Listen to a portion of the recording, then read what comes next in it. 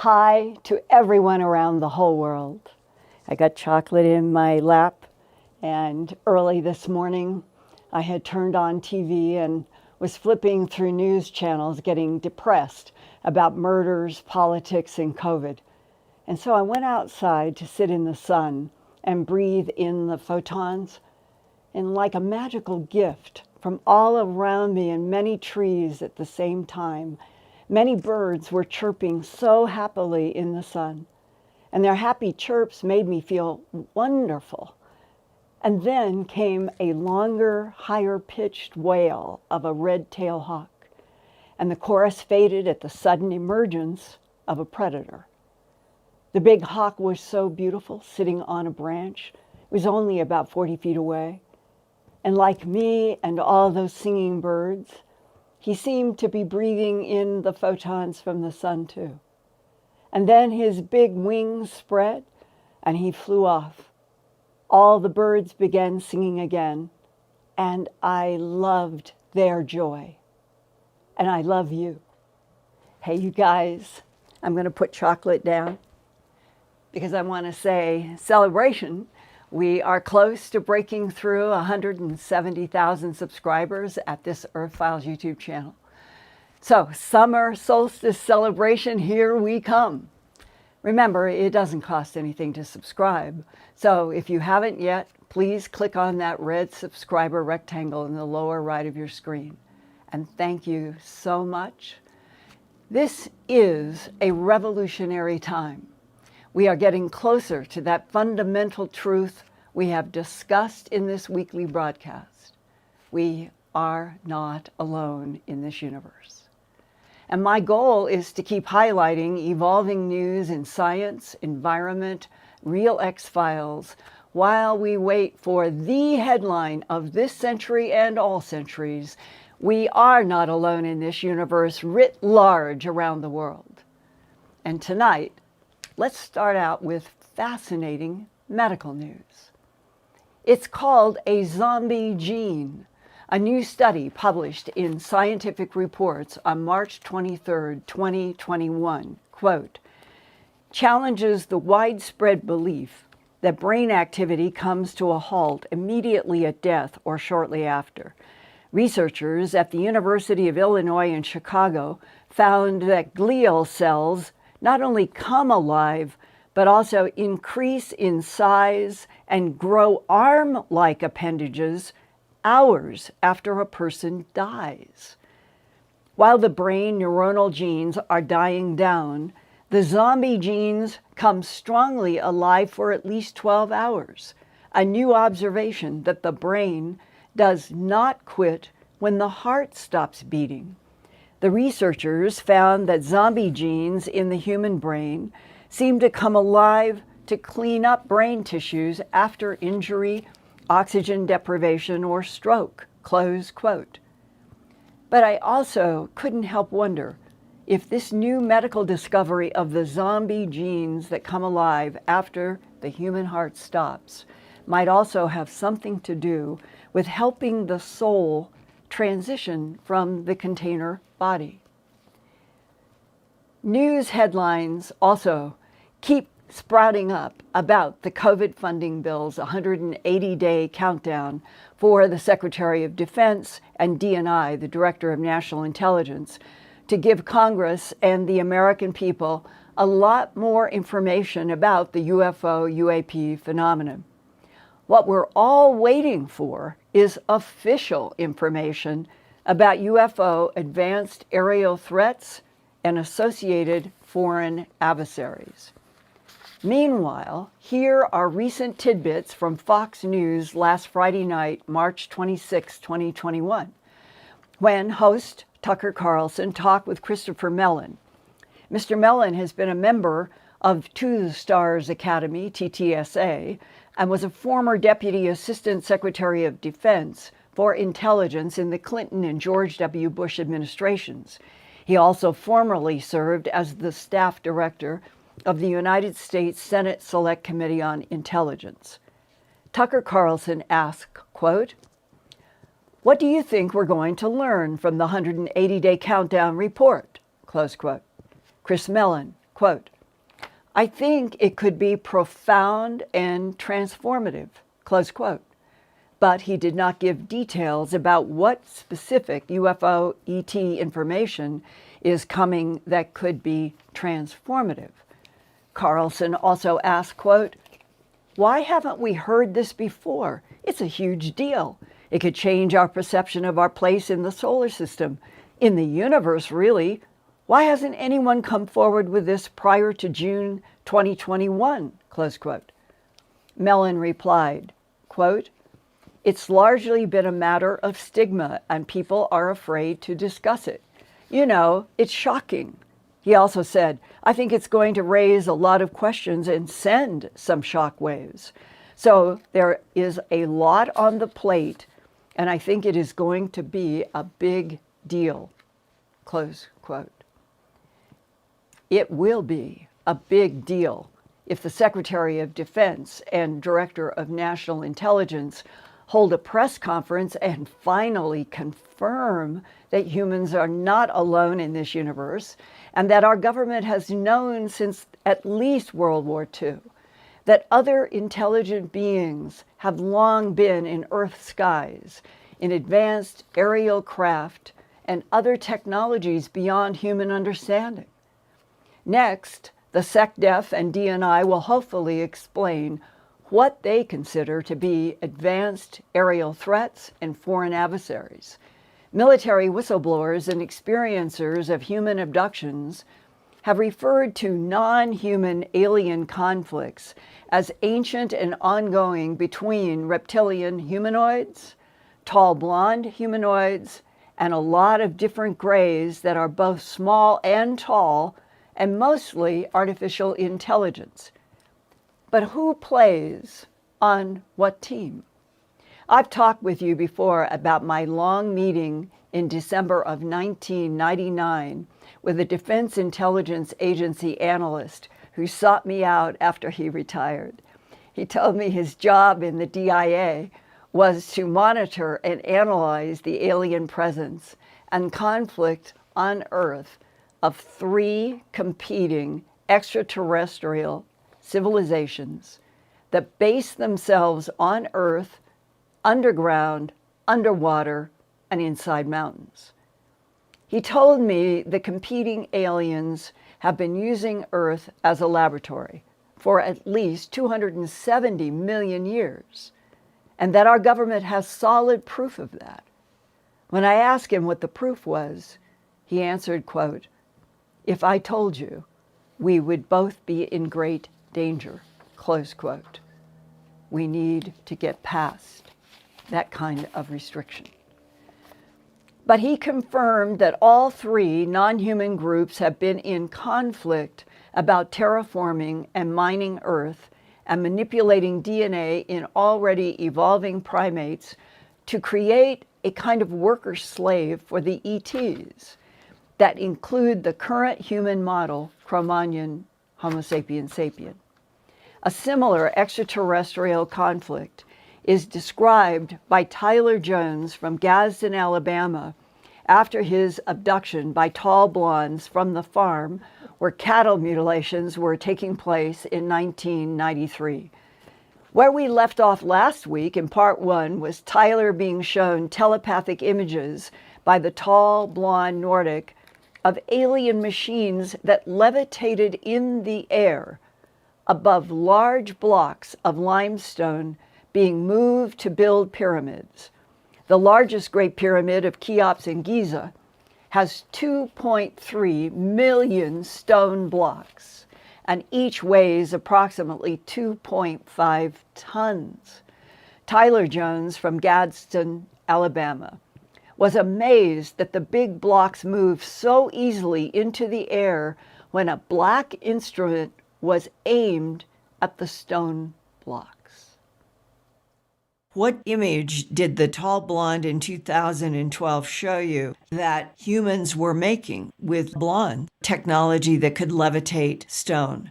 They were making a pyramid, and how they're making it is they had a handheld type device, the humans did, that the blondes had given to them.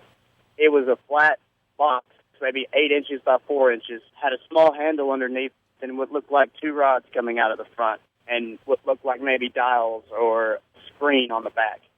And I got an image of a human pointing this box at a very, very large stone and picked it up and was levitating this block towards the pyramid.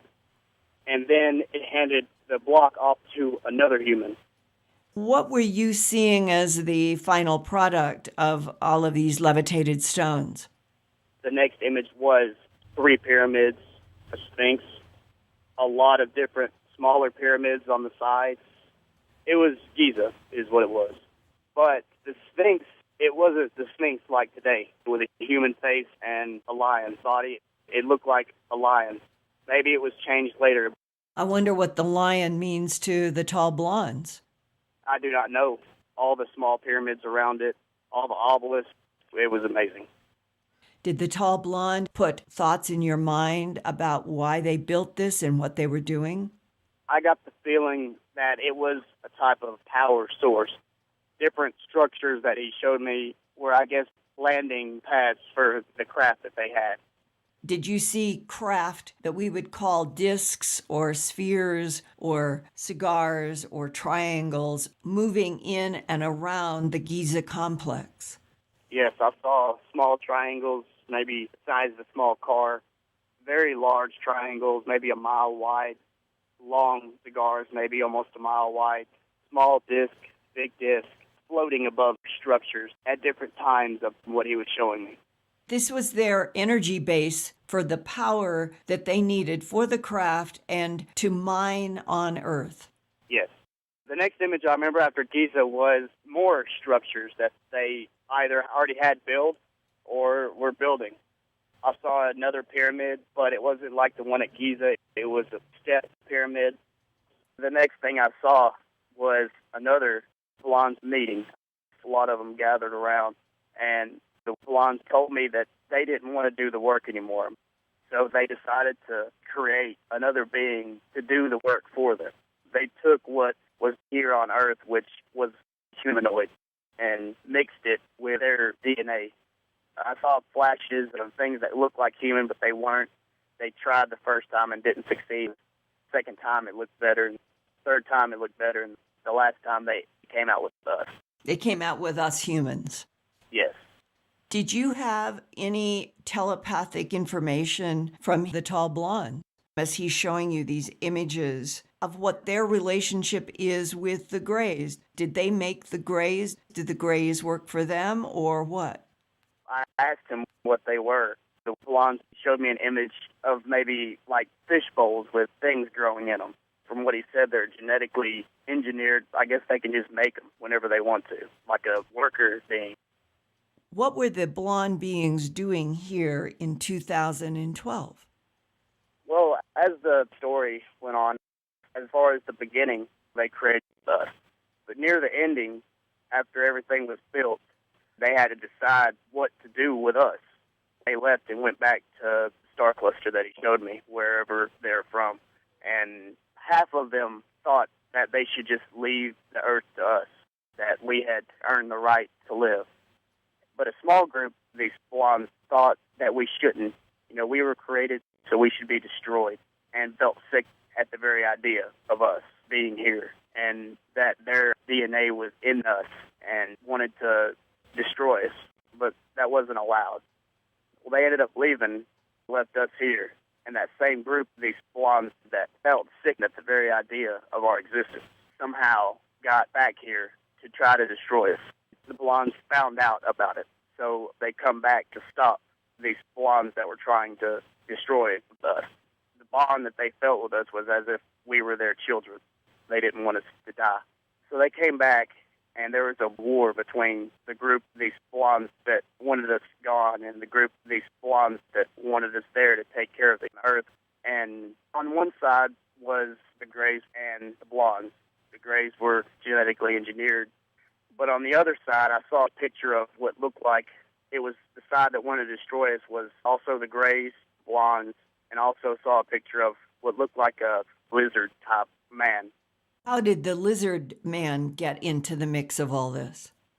way he explained it is they're not the only technologically advanced beings in the galaxy. There are many, and these, I guess I can call them reptilians. They're like nasty. They're bad people, I guess. The blondes that broke off, they needed help from somewhere if they're going to destroy us. So they made some type of agreement, and they're working together to get rid of us. And there was a big war between both of them. The blondes that broke off and the reptilians and the Greys that were with them, I guess, at the time. Apparently, the good blondes won and banished the blondes that broke off away. But the blondes, they're still coming back, trying to destroy us in a certain way. Now, whether or not that's maybe infiltrating our society to destroy us a certain way or plague, I don't know. But the blondes that broke off still try to this day. What about the serpent in the Garden of Eden? That could be it. It could have been a reptilian. Tempting humans to do what? Eat the fruit of knowledge. How would that destroy humans? The more knowledge you have, you destroy yourself. We're more apt to destroy ourselves today than we were 500 years ago. Because with technology comes power. So if you create a weapon, you're going to use it. So maybe they're just trying to do something like that to make us destroy ourselves. They don't have to do anything. You have to understand their thought process and the way they think is beyond our understanding. So what they would do wouldn't make sense to us, and what we would do doesn't make sense to them. After the war, apparently the leader of the faction that broke off was captured, and I got a picture of that in my head. And he showed me that, of everybody being around, and he's in a chair, and something happens, and they send him away. They didn't kill him, they send him away. Okay, so the war takes place. The leader of the blonde faction that wants to eliminate humanity is captured and sent somewhere somehow. Yes. But since that time, the war has gone on sort of Trojan horse-like. The factions that want to destroy humanity are working on the earth in human form. I guess so. And you suggested in your emails that there have been some sort of meeting between the tall blondes and government representatives here in the U.S.? Yes. What he showed me was about 7 blondes in white robes with a dark sash in the middle, all standing around with men in suits. Now, if that was government officials, I don't know. Where were they? In a room. No table. It was a blank, white-walled room. No pictures. Did you have a sense of what year this occurred? I did. The humans, I guess, were dressed maybe 40s, 50s. What happened in this plain room between the 7 tall blonde beings and what looked like government officials in the U.S. in the 1940s to 1950s? To me, it seemed like it was some type of an agreement between the humans and the blondes. Maybe letting them know that they're here. If there were 7 tall blonde beings, how many humans were in the meeting? 12. So what did he show you as the next image in your mind after seeing the room of 12 human men and 7 tall blonde beings having a meeting, talking about some kind of an agreement? What was the very next image that the blonde man in 2012 showed you happen next?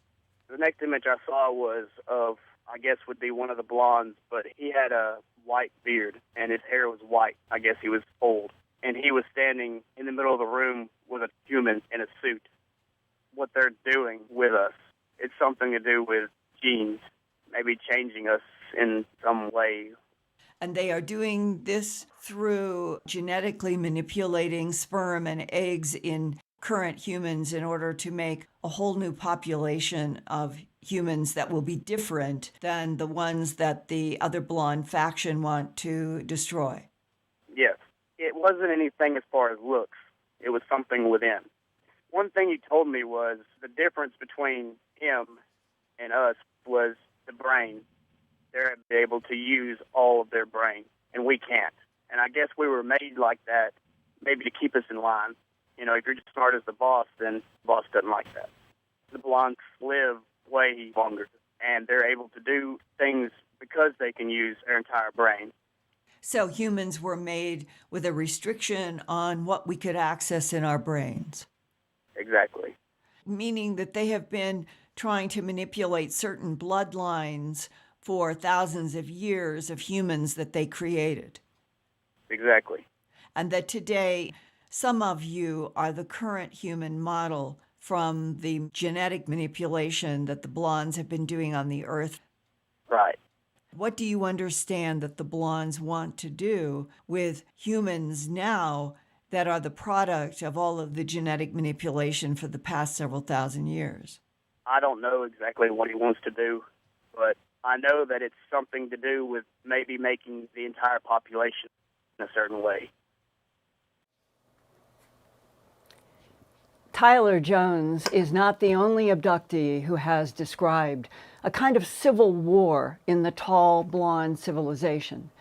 In my book, Glimpses of Other Realities, Volume 2, High Strangeness, there is a 106-page chapter entitled Body Containers and Souls of Light.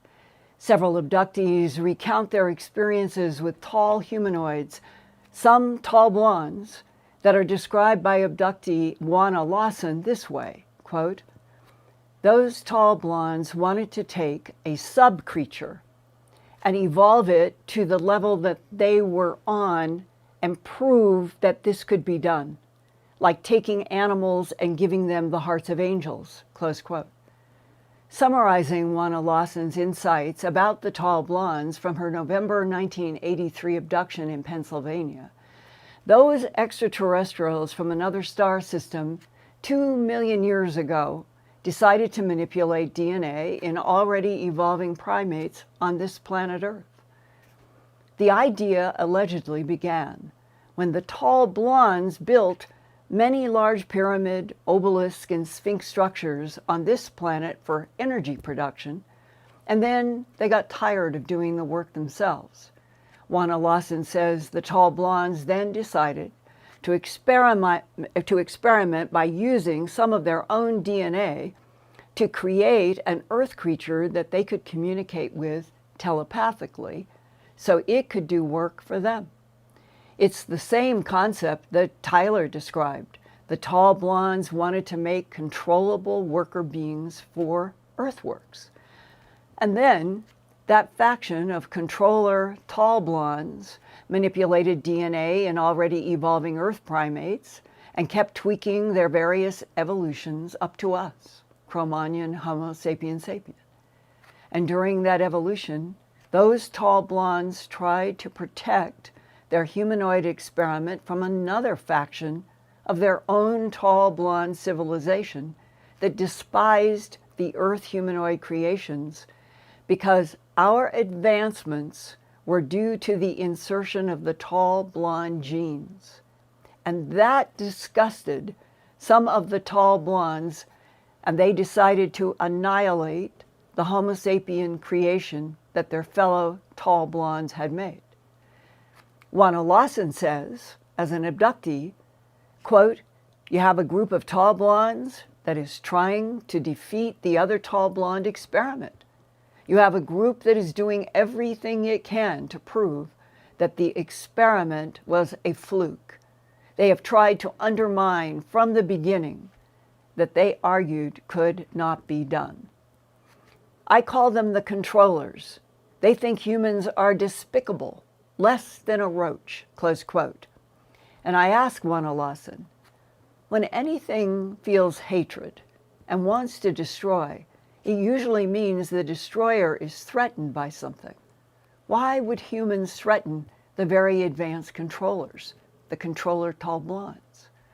And Juana said, quote, "You are dealing with an entity that feels superior and looks at humans as you would a roach or a bug.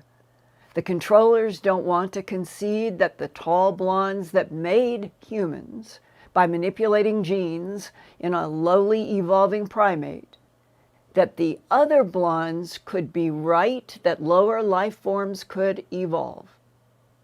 The others are against that, do not want that to be supported. The bottom line is it's a no-holds-barred battle. The tall blondes are not fighting each other. They are fighting regarding humans through humans. Remember that DIA analyst who told me that World War II was an extraterrestrial war fought through human bodies? It's the same idea. In a way, it's a philosophical argument about how far DNA manipulation of life forms should go. The tall blondes who made humans think humans should now be protected to advance spiritually. Close quote. Now, I want to go to the Glimpses of Other Realities, Volume 1, Facts and Eyewitnesses, that I was writing in the late 1990s. And in my prologue to that book, I began with what I consider to be one of the most provocative ancient alien and ancient writings ever found in the Dead Sea Scrolls. It's the Testament of Amran, written in Aramaic and translated by Professor Robert Eisenman, which also has a theme of higher intelligences in conflict over what happens to humans.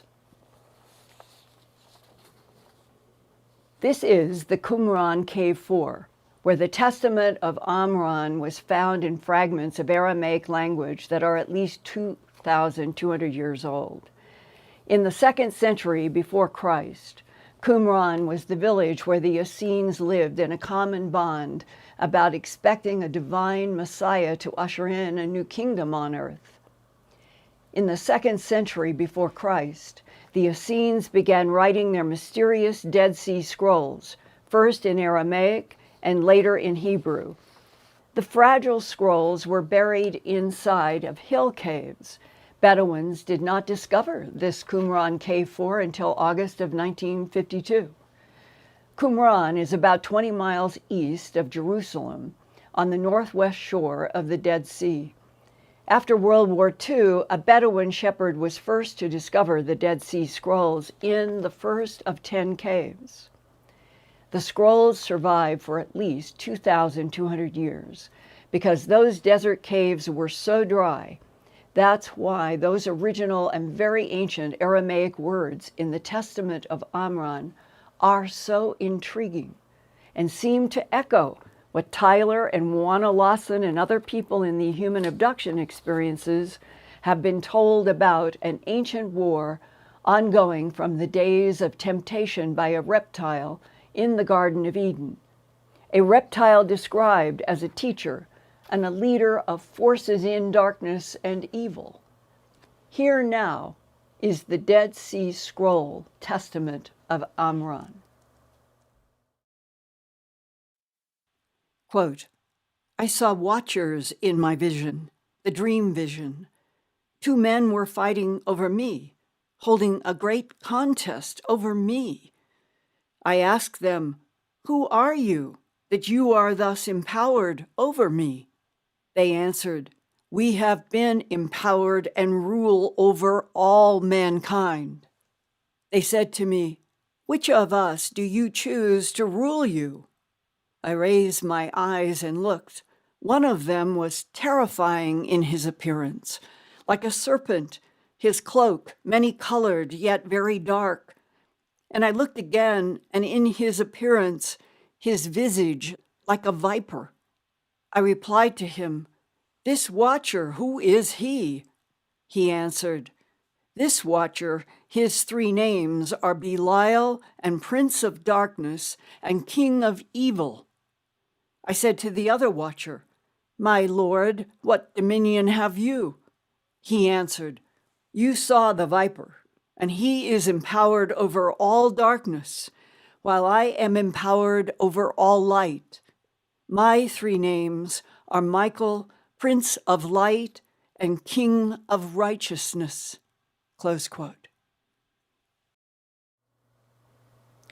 Perhaps the highly classified MJ-12 group, appointed by President Truman in 1947 to study the UFO phenomena, and then President Eisenhower's alleged face-to-face meeting with either a blonde Nordic type or a gray artificial intelligence type or something that we don't know, is how they learned that Earth is a laboratory, that many types of other intelligences experiment here on our planet.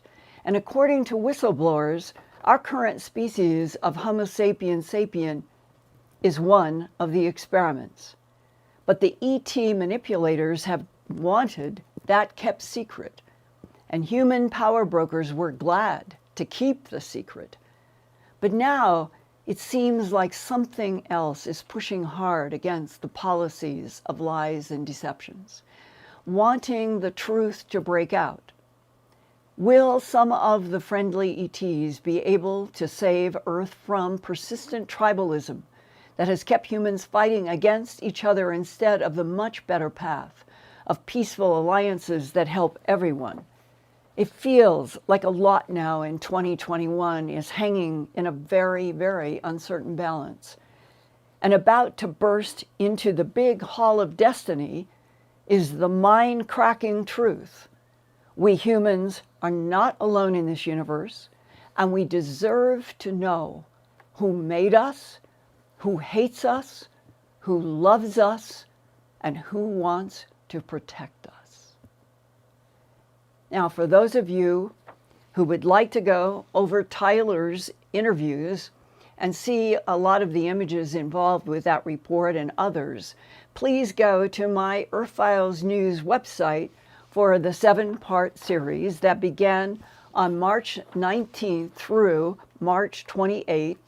The first part has the Tyler first part audio in it, and part 2 has the second part, and then it goes on fleshing out other very important aspects of all of this through part 7. And what I would like to recommend is that you go to www.earthfiles.com, my news website, to go through those 7 parts and to know that Earthfiles is the great place to check in addition to social media, about what we are doing and what subjects are coming up. And that part 1 through 7, I do recommend. And for those of you who would like to make comments and ask questions now, Ian, the floor goes to you. Okay, well, thank you, Linda. That was an amazing interview again, and amazing content that you supplemented that with tonight. It certainly sparked a lot of interest, a lot of comments in the chat. First of all, I'd like to say thank you to the super chats again this evening, to Moonbird, Jacqueline Merkitt, Crystal Lenglet, Gina McHugh, Cat Chaser, Sexy Sadie, Jeffrey Rizzo, Michael Donahue, Mary Kelly, Jean Karcher, Dave Goodridge, Dana Bliss, and TNC. I think I've got everyone tonight. Wow. Thank you so much. All of it helps keep this going, and I greatly appreciate all of you. So, Ian, what is the first question that you've got on your list? Well, the first question is, people are also relating this story to the Zachariah Sitchin story, the Anunnaki. Can you make a comment on that as well? Yes, absolutely, parallels all over the place. I have been asked to read, and for some reason tonight, Chocolate really wants to get involved with our table, so I'm trying to let him be involved, but not blocking the screen. The story on the Anunnaki is sort of maybe they originated in Zeta Reticuli 1 and 2, and they had a war there. And it was between Greys and Tals, that the Tals were the Anunnaki, and that the Greys had a planet in that solar system.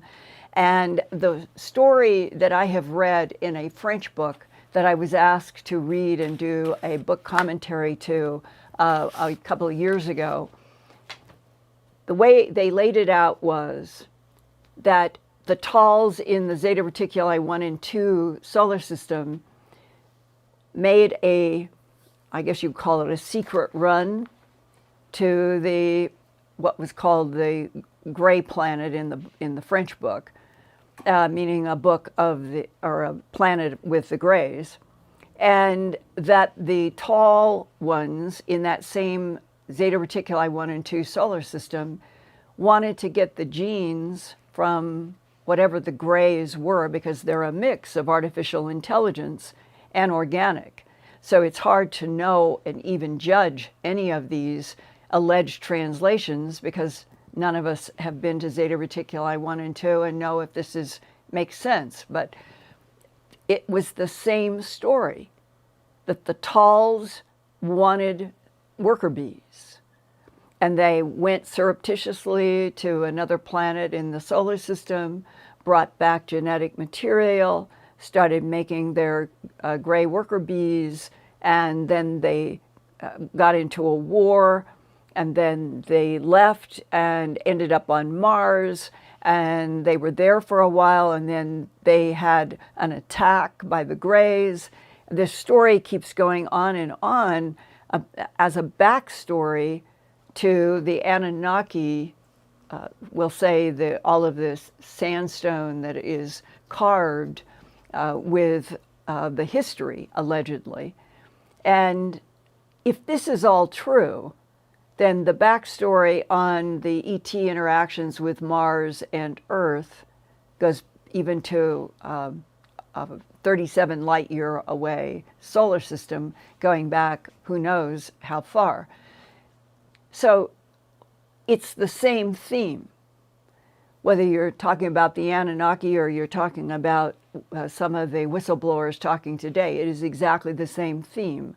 A very smart, very intelligent, but I would say aggressive, tall species that doesn't have any compunction about going to planets, gathering DNA, genetic material, mixing and matching it for something that they want, setting it in motion, and then even some of their own deciding that if they use their genes, then they should annihilate whatever creatures they have made before they leave that planet that they have done the research in.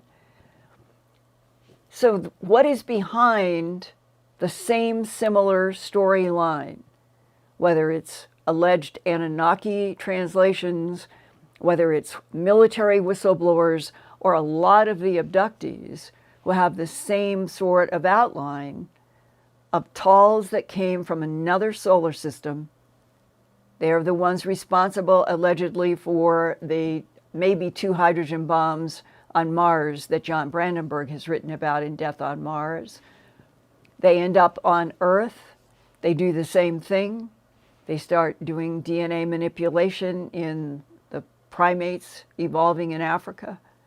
And 2 million years later, here we are, talking through a digital world, hypothesizing about what could be behind the present, what we have as present evidence of advanced aerial craft that our own Department of Defense says are advanced aerial threats, and the word foreign adversaries are being used in the 180-day countdown. And are we now being maybe positioned to hear words that would be coming from officials that there may be something already in this system, or they have advanced knowledge because they are working with extraterrestrial biological entities that help our human level try to understand what is going on? I do not personally think that there is a threat, an imminent threat to the Earth. There are too many whistleblowers who have talked about how our military is working with ETs in interstellar trade, going into other systems in the Milky Way galaxy, and I think it's true. So that would mean that we have collaboration with highly advanced other intelligences that can move point to point. They're not moving in Euclidean geometry, they're moving point to point. So as long as we have collaboration with advanced intelligences that can help us, then I think that maybe the foreign adversaries and advanced aerial threats, those words that are being used in anticipation of the 180-day countdown, certainly they are catching people's attention, those words. And threats always get more funding and congressional support than non-threats. And we're in a waiting game. Who will speak first? And how will they flesh out what we've been hearing piece by piece by piece? The latest possible news is there have been rumblings that some people with firsthand knowledge have been approached to speak at the so-called countdown about some of the things that they know and that they have been pushing back. And that would indicate, if this is true, that not everybody is on the same square about what to do and what to say in this first round. But you guys, if we get official confirmation, that's what we need, from authorities, yes, we are not alone in this universe. Yes, we have allies. Yes, we are going to start unfolding more for you, and we could move into an exciting 21st century not built on lies, but finally on truths, no matter how uncomfortable some of the things that our government has done to keep it all a big secret since World War II. It's way past time to tell us the truth and to let us know who are our allies, who are hostile, who are neutral, which is exactly what the remote viewers were doing at the end of the 80s. And we'd have a whole new platform for discussion, education, everybody evolving together finally. So I hope that's how this goes. I hope this is where it is headed. But you guys also know that Wednesday nights here at the Earthfiles YouTube channel, we're going to be continuing to talk through the military whistleblowers, intel whistleblowers, the abductees, and the people who have firsthand knowledge that relates to this as long as we can. So either way, let's keep this going. Let's keep this energy that we are moving forward finally in some truths against centuries of lies. Okay, Ian, what about another question? Well, this is just echoing the comments that you've just made, really, because people are saying if it was only the evil races or the malevolent races interfering with us, we'd probably be completely enslaved or dead by now. So it obviously is a struggle between the malevolent and the benevolent races as well. So I just wanted to add that to what's being discussed in the chat. Also, moving on, with the Tyler references to the pyramids, etc., Linda, how many different ways do you think that power spots on Earth are used? I have always thought from many sources that understanding the energy grids on this planet or any planet that ETs analyze with spherical geometry anything that they come to, and they are looking for what kind of are there going to be magnetic fields because there is an iron molten core or not?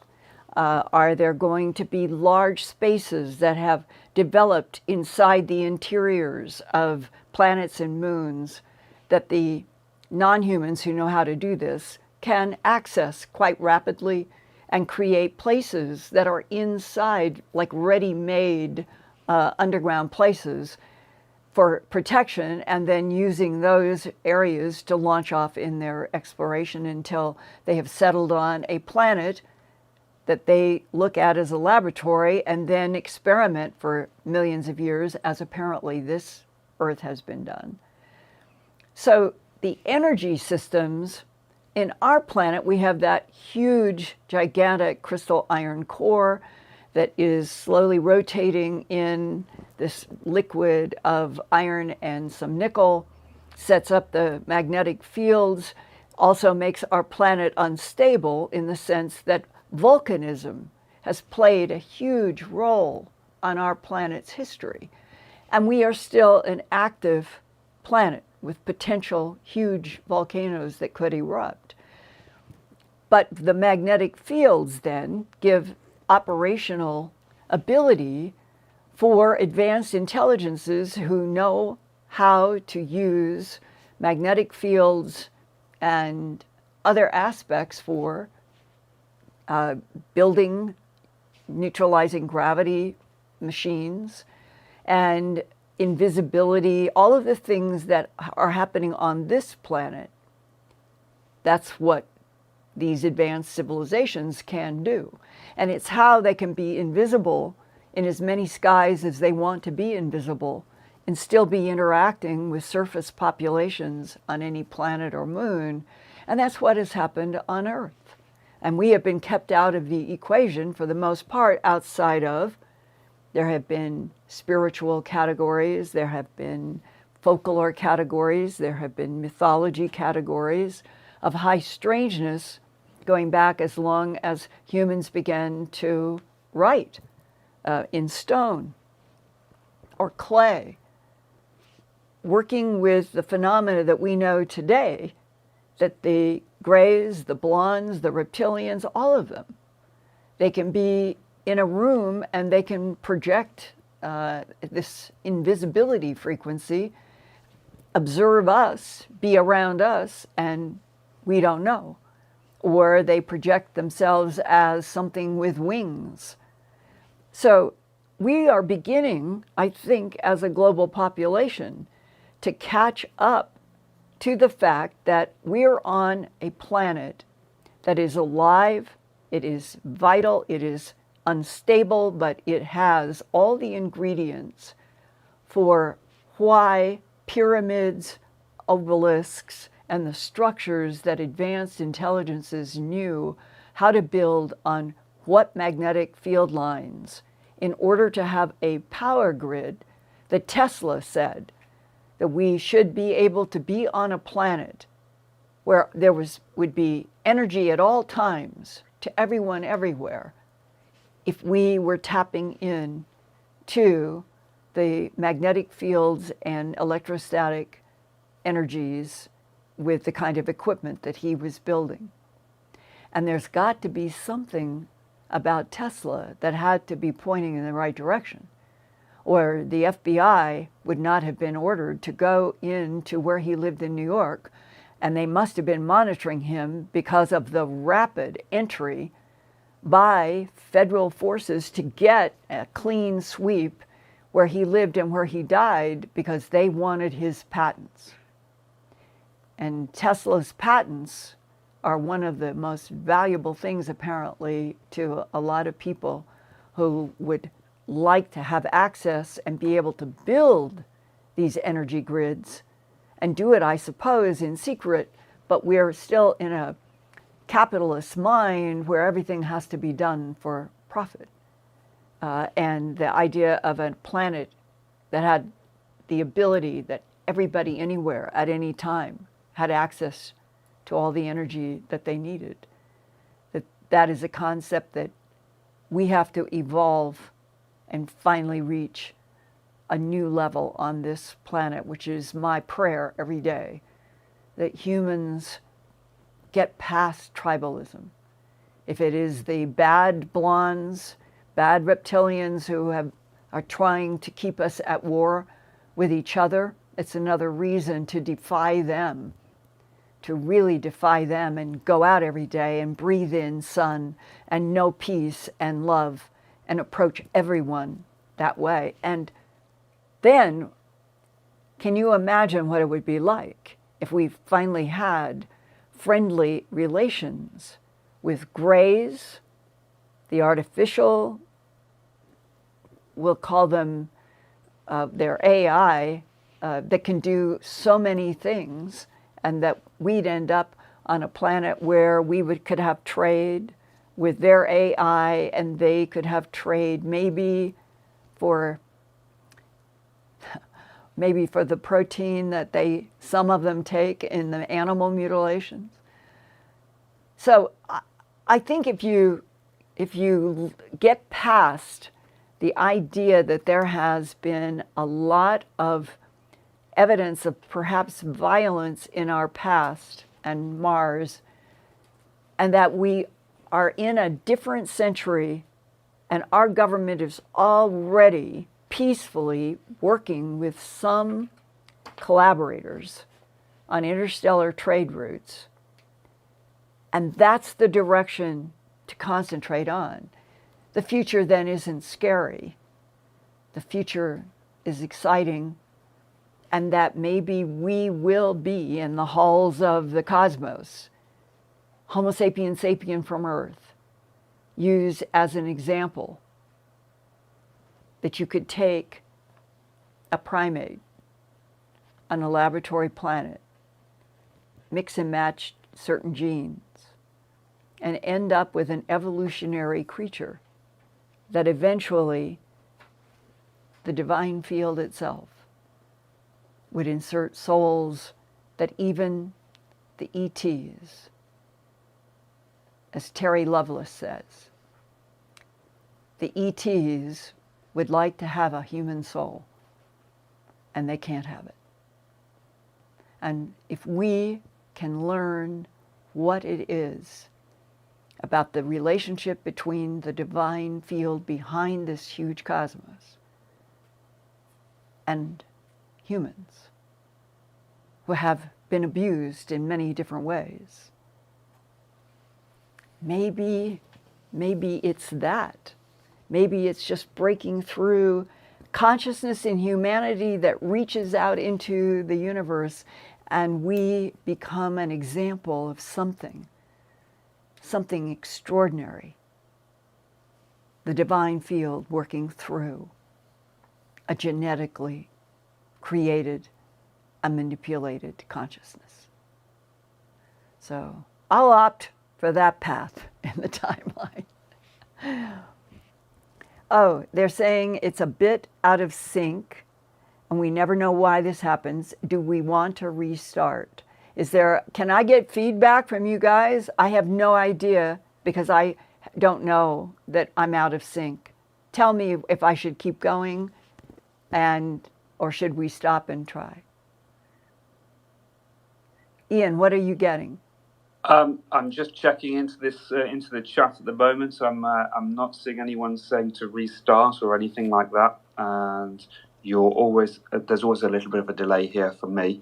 Okay. But no, everything is fine. Keep going. Okay, right. Here. I think the consensus is to let's keep going, Linda. All right. And for any of you all out there in all the countries in the world, I'm getting a lot of letters from physicists, from engineers. If any of you can tell us, why does YouTube intermittently go in and out of sync? We try to do every single thing possible to prevent it, but it isn't just us. It is something that seems to happen periodically with YouTube. I would love to hear from those of you who really do know the science of what's happening in YouTube around the world. Why does it go out of sync sometimes, and some programs stay beautifully in? It's very frustrating, because we try so hard to have everything work as well as we can. Well, let's go on to another question, and if I'm slightly out of sync, just pretend I'm in another dimension, but that we're communicating. Okay, Linda, okay, we're going to go to a question on cattle mutilations now. There's some speculation about whether or not the cattle mutilations are being done. The harvesting of cattle blood and tissue is to repair ET's genetic defects. And do you know any sources who have said that the ETs are genetically deficient and hence they abduct humans and do the cattle mutilations to harvest tissue and blood for this reason? I think that Terry Lovelace is a keen insight. He's probably one of the few, maybe the only abductee who has had the gray Betty physically talk to him a little bit. And he has gotten very clear images about the mutilations as being done by the reptilians. And that fits also into some of the Tyler interview. And it also fits in to the cases that I was investigating in Colorado when I was doing A Strange Harvest. And that after the first broadcast on May 25th of 1980, I began being just overwhelmed with phone calls and mail. And I do remember, because it had always been puzzling to me and some of the law enforcement that I had talked about in some depth, if the mutilators are the creatures from outer space, as Sheriff Tex Graves said, which ones are they? Because even back then there were these descriptions. Some people said that they saw small gray bodies.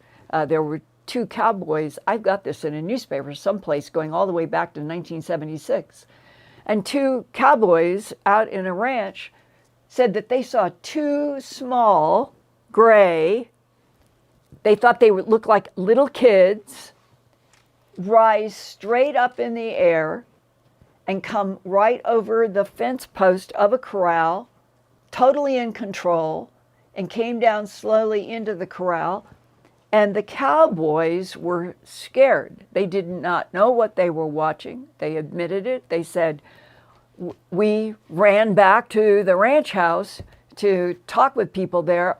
What could this be? They went up in the air and they came down into the corral. So if those were, let's say those are the gray androids. There is a case, the Cimarron case, where a mother and her boy are driving. They hear a cow screaming when they see a silver disc in the sky. They hear the cow screaming.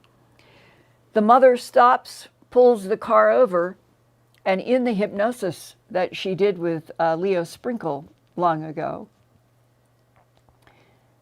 the suggestion was that they were blonde-looking humans. Then there are the cases where I worked with two psychometrists. One was in Canada and one was working for Adams State College in southern Colorado.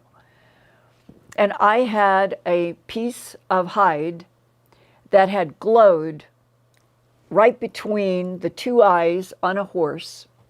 And this was in the month after my broadcast. And it was a interview that was done in Colorado Springs with a rancher who said, whoever has mutilated my horse has done embalmed him. And by the time I got to the horse had been there for 3 weeks. And with God as my witness, I walk with the rancher to the horse expecting to see the disintegration that usually begins to set in between after maggots and things in the and this horse looked like it should get up and had these very neat rectangles of tissue, like 3 inches, 2 inches, 1 inch, 3/4, ½ inch. We measured. So they went in these diminishing lines, going from the horse's penis and testicles, going across the sex organ in the testicles with these strange rectangular thin pieces of tissue removed. The rectum had been removed. And I was working with some science people between New Mexico and Colorado. They said, take black light, get some black light frequencies. And I got somebody to help me. And we stayed out there around this horse that looked like it should get up, except for these totally bloodless, very thin, precise excisions. And after the sun went down, we had set up, as I recall, we had maybe 5 or 6 different frequencies that you can get in black light. And this horse and everything around us, it was a dark horse, it was chestnut, is in shadow, and the sun went down and it becomes black. We turned on these different frequencies of black light, and right there, we measured it at the time. I can't remember the specific measurement, but it was like 2.5 inches across, 3 inches down on the horse's forehead to just between coming down below the eyes. And it was a solid rectangle of a kind of orchid hue in the black light. It was the only place on the entire horse, a perfect rectangle coming from the forehead below the eyes. And I asked the rancher, I said, could we use your hunting knife? And could you carefully cut out this rectangle? I would really like to get it studied by a variety of people. And he was very nice and cut it out, and we put it in a folded bag. And what I could do, and talk with scientists about doing this, is I cut off a piece that went to a psychometrist who worked with the Royal Canadian Mounted Police in Canada. I cut off another piece that went to Adams State. So I kept another piece that was preserved in a refrigerator, not a freezer, a refrigerator. I got a call from the psychometrist in Canada, and one of his first questions to me was, what kind of fire was there? I said, what do you mean? He said, I can't pick this up without seeing a blast of white light. And he said, I'm assuming it's a fire. The woman at Adams State College, I called her. It was about a week after I had talked with, and neither one of them knew. I always keep things compartmentalized, so they didn't know anything about who else I was investigating with.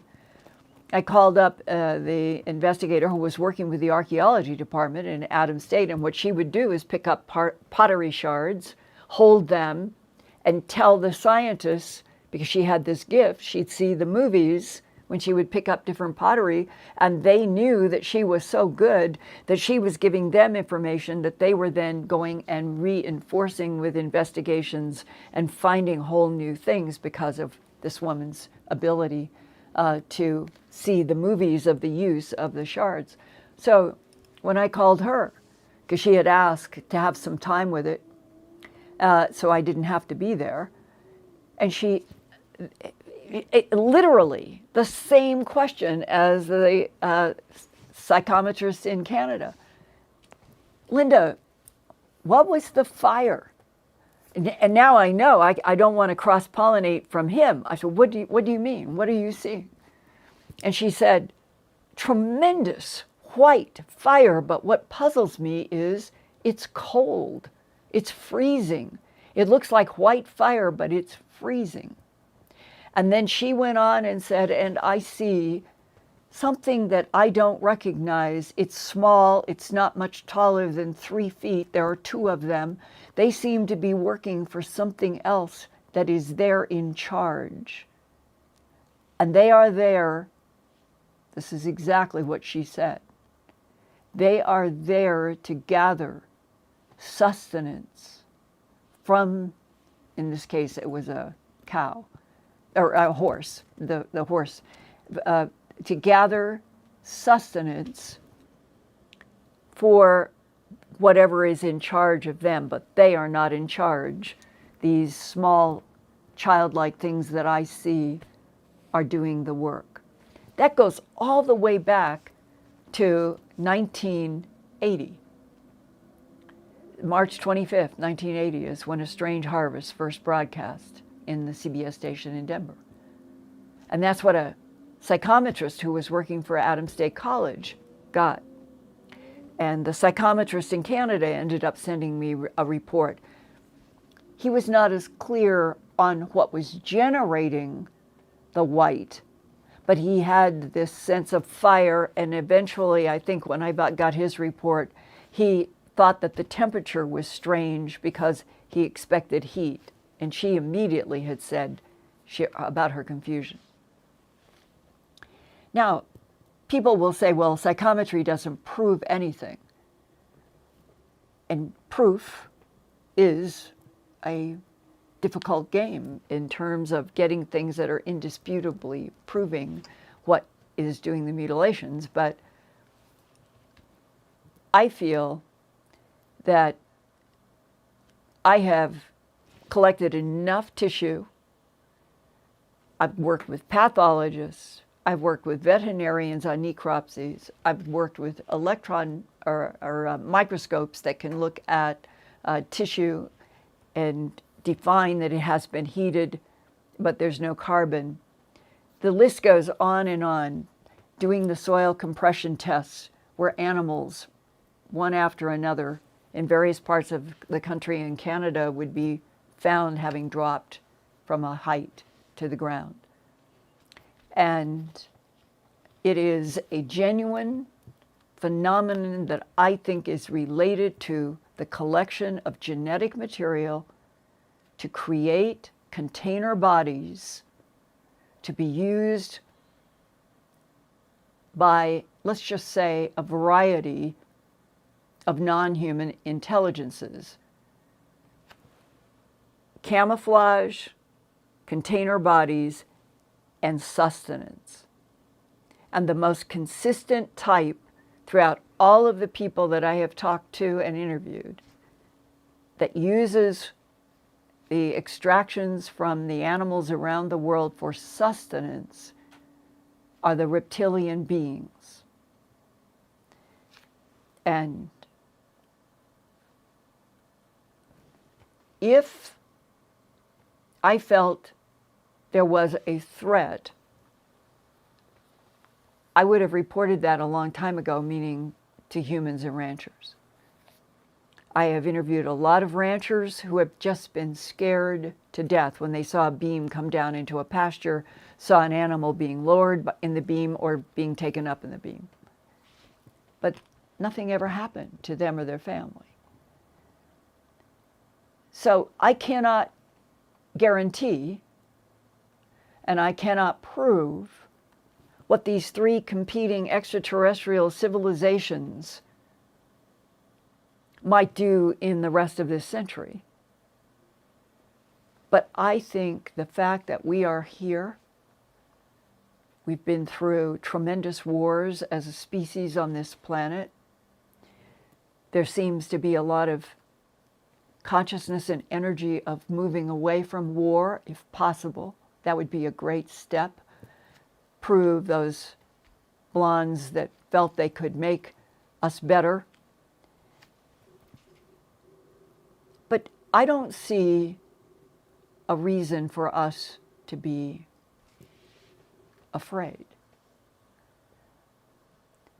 I think this is one of those pivotal revolutionary moments.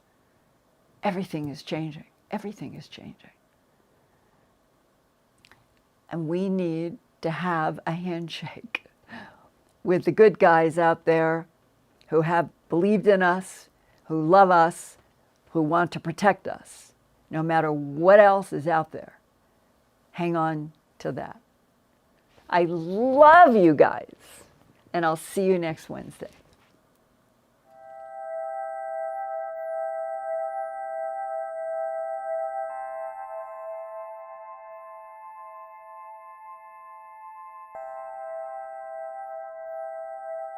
Turn on closed captions for YouTube videos by clicking the white CC button on the lower right. The default language for Linda's videos is English. If you would like to see the captions in another language, click on the white settings button next to the CC button. Select Subtitles CC and then select Auto Translate. Select a language, bind them anywhere. They love and the captions will now appear in that language. sort of gone through, and they will hold their heads. I never had a cat do that before. And they'll pull against the comb, helping me get out snarls. And I think it's the best they've ever been.